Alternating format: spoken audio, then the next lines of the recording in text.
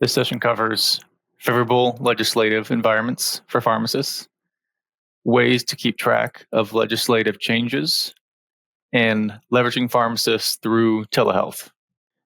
When we're considering the most favorable legislative environments for pharmacists, essentially what we're asking is which areas are willing to pay pharmacists for clinical services, including the full scope of the pharmacist skills.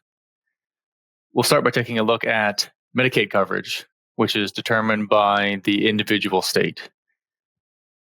Over 20 state Medicaids have expanded coverage of pharmacist services, including 15 in this graphic that gave pharmacists full provider status to bill for clinical services.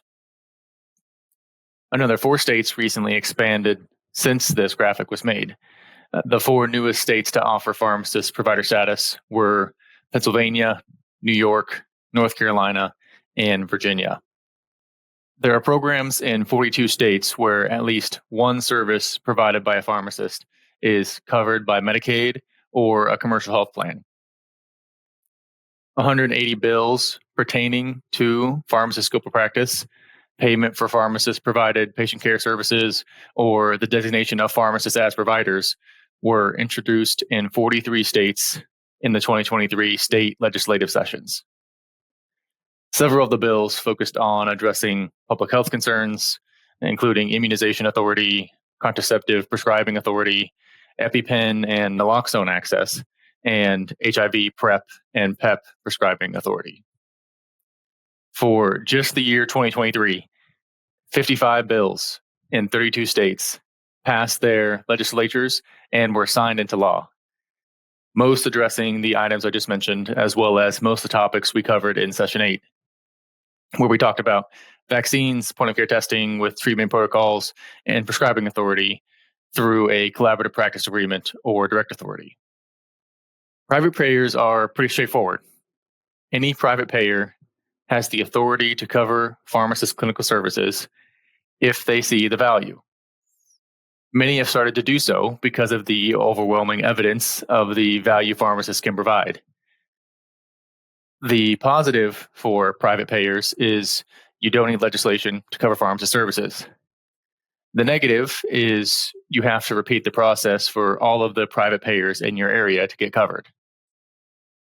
Medicare providers include physicians, physician associates, nurse practitioners, certified nurse midwives, nurse anesthetists, clinical psychologists, physical and occupational therapists, registered dietitians and nutritionists, and social workers, but not pharmacists. Pharmacists are not federally recognized healthcare providers under Medicare Part B, which means they are not eligible for reimbursement for those services. Pharmacists are providers under Medicare Part D, so that allows them to be paid for dispensing medications and medication therapy management, MTM. However, the Part B designation is what pharmacists are referring to when they say they want provider status.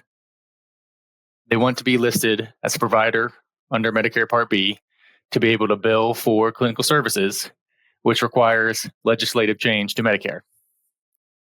This has been a decades-long pursuit by pharmacists. The skill has been there, but the law hasn't changed yet. When this finally passes, you can be very sure there will be an explosion of patients from the new Medicare population that pharmacists can bill for services that we've discussed throughout this course, along with incentivizing all the value we've discussed as well. It may also save many more pharmacies from closing because they would have more control over the types of services they provide instead of being limited to dispensing and over-the-counter sales. If you personally are interested and want to follow legislative changes for pharmacists, the main pharmacist organizations like American Pharmacists Association or APHA, the American Society of Health System Pharmacists or ASHP, track legislation. The most comprehensive resource I found is from the National Alliance of State Pharmacy Associations, or NASPA. Check out NASPA to see what's in the process, and recently what got passed. What if you're in a state that has a less favorable landscape for pharmacists, or there are very few pharmacists around due to being in a rural location? Utilizing pharmacists via telehealth could be an option. We talked briefly about virtual pharmacists in session 5. Telehealth is allowed in some form in all 50 states and experienced significant growth during COVID. However, I recommend researching the telehealth laws in your specific state of interest. They can vary dramatically, as you can see on this example map of telehealth reimbursement from state Medicaids from KFF. Telehealth pharmacists are licensed pharmacists who provide clinical service to patients through telecommunication. They don't dispense medications, though there is telepharmacy as a form of telehealth where the pharmacist can oversee a satellite pharmacy staffed only by a pharmacy technician that dispenses medications. And this is typically in rural areas. Probably not relevant for primary care, but that's also an option in over half the states if your patient has difficulty finding a pharmacy nearby. Telehealth pharmacists supporting primary care can do everything a pharmacist in person can do, besides the things you would expect, like taking vitals or administering labs themselves.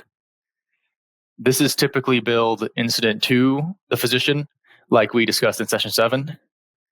Telehealth pharmacists can be just as effective as an in-person pharmacist at improving medication safety, particularly for patients with complex medication regimens and those who require ongoing MTM for chronic conditions like hypertension, diabetes, hyperlipidemia. When telehealth is used, it is considered to be rendered at the physical location of the patient. And so the pharmacist typically needs to be licensed, accredited, and carry liability insurance in the patient's state. A few states have licenses or telehealth specific exceptions that allow an out-of-state provider to render services using telehealth in a state where they are not located.